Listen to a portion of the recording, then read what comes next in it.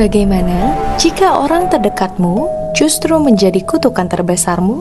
Inilah kisah mengerikan tentang June dan Jennifer Gibbons, dua saudari kembar yang memiliki ikatan misterius yang berakhir dengan tragedi. Ini adalah kisah tentang cinta, obsesi, dan sebuah perjanjian yang berakhir dengan kematian. Sebelum kita masuk ke ceritanya, jangan lupa untuk diklik lonceng di bawah dan subscribe channel ini. Sekarang, mari kita selami salah satu kasus kriminal paling aneh yang pernah terjadi. June dan Jennifer Gibbons lahir pada 11 April 1963 di Aden, Yaman, dari orang tua keturunan Karibia. Saat mereka masih kecil, ayah mereka yang bekerja di Angkatan Udara Kerajaan Inggris memindahkan keluarga mereka ke Haverfordwest, Wales. Disinilah penderitaan mereka pun dimulai. Tidak seperti anak-anak lainnya, si kembar hampir tidak pernah berbicara dengan siapapun kecuali satu sama lain. Mereka pun mengembangkan bahasa rahasia, begitu cepat dan aneh sehingga bahkan orang tua mereka tidak bisa memahaminya. Di sekolah, keadaan menjadi semakin buruk. Sebagai satu-satunya murid kulit hitam di kelas mereka, June dan Jennifer menjadi korban perundungan dan dikucilkan. Semakin mereka dijauhi, semakin mereka menarik diri ke dunia mereka sendiri. Saat menginjak remaja, mereka seperti hidup di realitas yang berbeda. Hanya mereka berdua yang memahami dunia mereka. Seiring bertambahnya usia, isolasi mereka semakin kelam. Terkunci di kamar mereka, si kembar menciptakan cerita dan drama, memerankan adegan-adegan yang mengganggu. June menulis novel berjudul The Pepsi Cola Addict yang menceritakan tentang seorang remaja yang dimanipulasi oleh seorang guru dan kemudian disiksa di sekolah reformasi. Cerita-cerita Jennifer bahkan lebih mengerikan. Salah satunya menggambarkan seorang ayah yang membunuh anjingnya demi menyelamatkan anaknya hanya untuk dihantui oleh arwah anjing tersebut. Ikatan mereka yang aneh ini pun berubah menjadi sesuatu yang jauh lebih menyeramkan ketika mereka mulai melakukan kejahatan. Pada tahun 1981, di usia 18 tahun, si kembar membakar sebuah gedung. Ia mencuri dari toko dan melakukan vandalisme di kota kecil mereka di Wales. Ketika tertangkap, banyak yang mengira mereka hanya akan dikirim ke pusat rehabilitasi remaja. Tapi, sistem hukum melihat mereka sebagai ancaman yang jauh lebih berbahaya.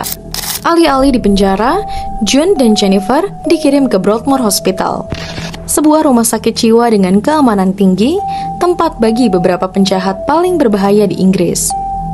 Apakah ini keadilan atau hukuman yang lebih buruk dari penjara? Broadmoor bukanlah tempat untuk penyembuhan. Itu adalah benteng yang dipenuhi dengan pembunuh berantai dan orang-orang gila. Si kembar yang selalu bergantung satu sama lain kini terjebak dalam dunia yang menakutkan. Dokter memberi mereka obat antipsikotik yang kuat, mengubah mereka menjadi bayangan dari diri mereka sendiri. Jennifer mengalami tardive dyskinesia, sebuah kondisi yang menyebabkan gerakan otot yang tidak terkendali. Mereka juga tidak bisa lagi menulis. Pikiran mereka menjadi kabur. Dunia yang mereka ciptakan bersama mulai hancur. Mereka pun akhirnya putus asa untuk melarikan diri. Mereka membuat keputusan yang mengerikan. Jurnalis Marjorie Wallis yang menjadi dekat dengan si kembar kemudian mengungkapkan perjanjian rahasia mereka. Perjanjian itu pun bertulis, salah satu dari kita harus mati agar yang lain bisa hidup. Tapi, siapa yang akan mati itu? Untuk alasan yang tidak diketahui, Jennifer menerima takdirnya. Dia berkata kepada Wallis, "Aku akan mati, kami sudah memutuskan." Dan kemudian, dia benar-benar mati. Pada 9 Maret 1993, si kembar dipindahkan ke rumah sakit dengan keamanan yang lebih rendah, Caswell Clinic. Tapi, saat perjalanan dimulai, Jennifer tiba-tiba tertunduk. Dia pun menyandarkan kepalanya di pangkuan John. Matanya terbuka, tapi kosong. Saat tiba di rumah sakit, ternyata Jennifer sudah meninggal. Dokter menyatakan penyebab kematiannya sebagai miokarditis akut, peradangan jantung yang terjadi secara tiba-tiba. Tidak ada obat, tidak ada racun, tidak ada penjelasan medis. Apakah Jennifer memilih untuk mati atau ada sesuatu yang lebih mengerikan yang terjadi?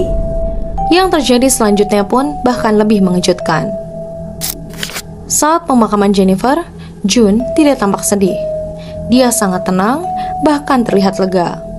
Dia pun kemudian berkata kepada Wells, "Aku bebas, akhirnya aku merdeka." Dan itu benar. Untuk pertama kalinya dalam hidup June, mulai berbicara dengan orang lain. Dia mulai berbaur kembali ke masyarakat, pindah lebih dekat dengan orang tuanya, dan perlahan meninggalkan masa lalunya yang kelam. Tapi misteri ini pun tetap ada. Apakah kematian Jennifer membebaskan June?